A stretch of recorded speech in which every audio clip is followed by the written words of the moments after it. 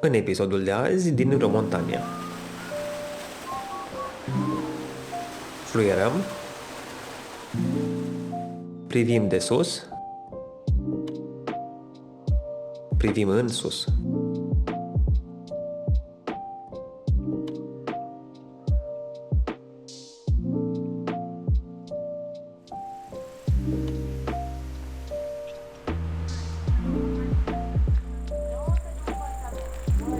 Bună!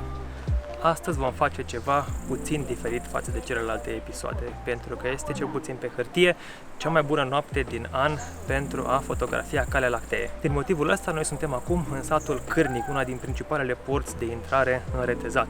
Pe scurt, vreau să aflu cum se văd stelele sus pe munte. Avem de urcat peste 1000 de metri, așa că o să vă zic mai multe despre ce și cum pe traseu. Hai să mergem!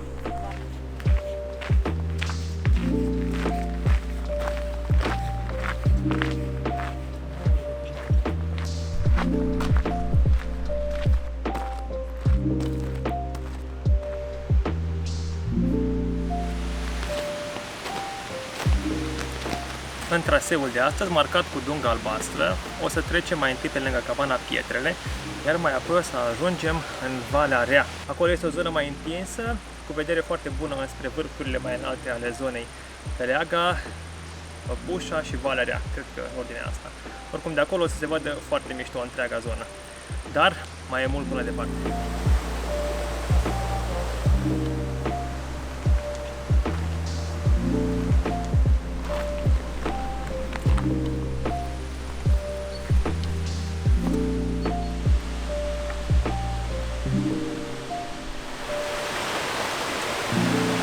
Bine, nu o să ajungem chiar la Pietrele din punctul ăsta, o să facem stânga pe niște poduri și vom merge înspre drumul către cabana Gențiana pe triunghiul albastru.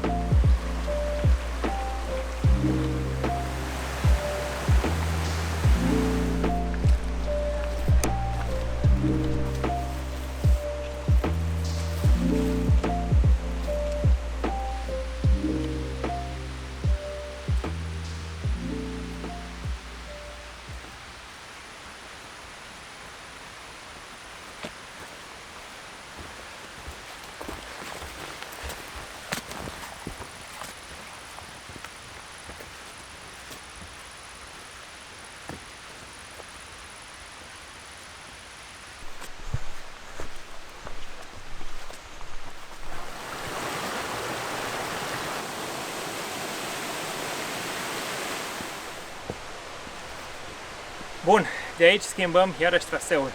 Din triunghiul albastru o să dăm în triunghiul galben. Vom merge spre Valea Rea să vedem tăurile din Valea Rea. 2 ore jumate. Avem de urcat o porțiune un pic mai dificilă și apoi se va mai domoli puțin urcarea.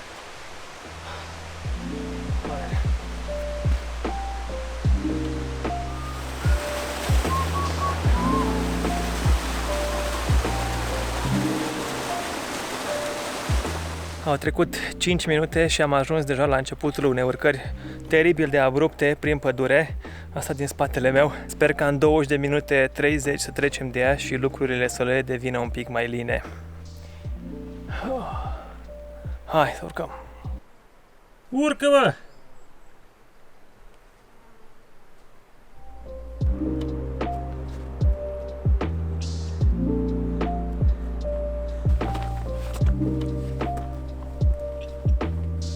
Din fericire, la finalul urcării ne aștepta un pârâu răcoritor, pe care aproape că l-am secat de sete.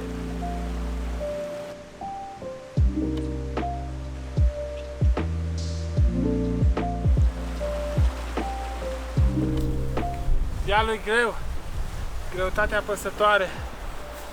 Ei nu vrea like-uri și n-are stare.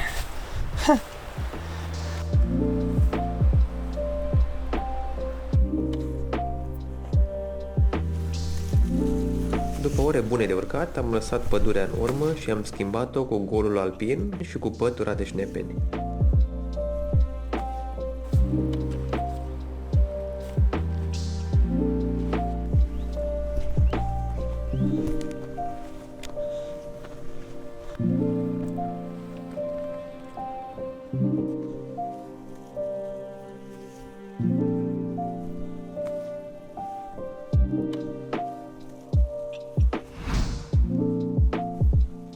După mai bine de 1000 de metri urcați, am ajuns în sfârșit la tăurile din Valea Rea.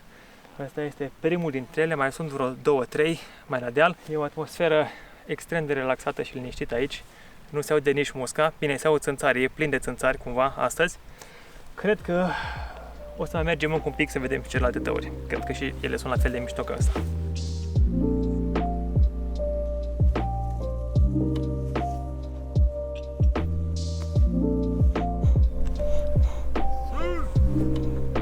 Am ajuns și la ultimul tău, se vede superb în întreaga zonă.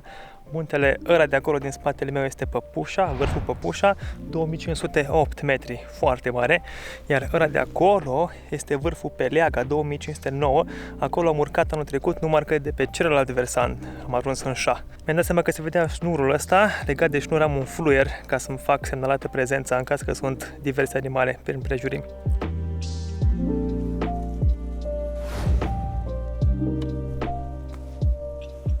Se face destul de târziu, așa că cel mai logic pas pentru noi este să ne punem cortul. Hai să facem și pe asta. Noaptea nu se va mai lăsa așteptată mult timp. Urmează din clipă în clipă să apară stelele pe cer. Noi avem doar de așteptat să se întâmple lucrul ăsta.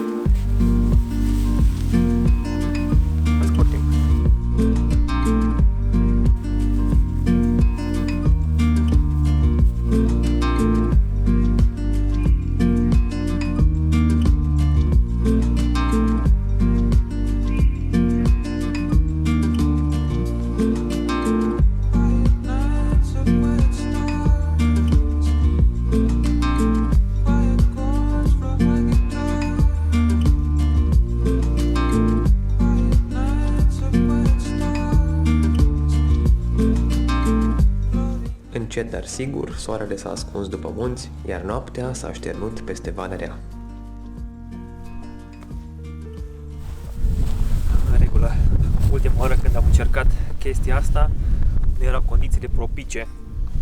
Eram la Râmetea, calea lactee nu era tocmai verticală, pe plan orizontal, obiectivul nu aveam din care trebuia.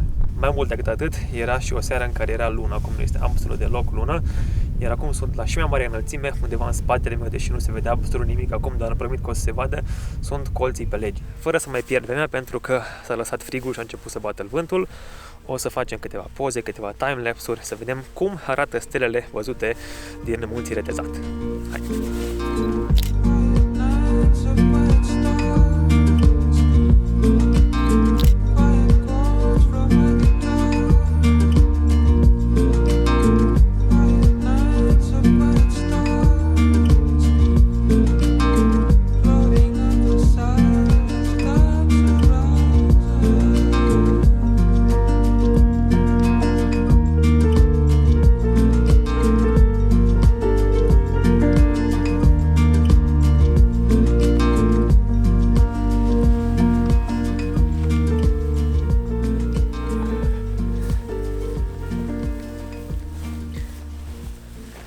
Nu știu voi, dar eu dintotdeauna am fost fascinat de stele și de spectacolul cerului nocturn.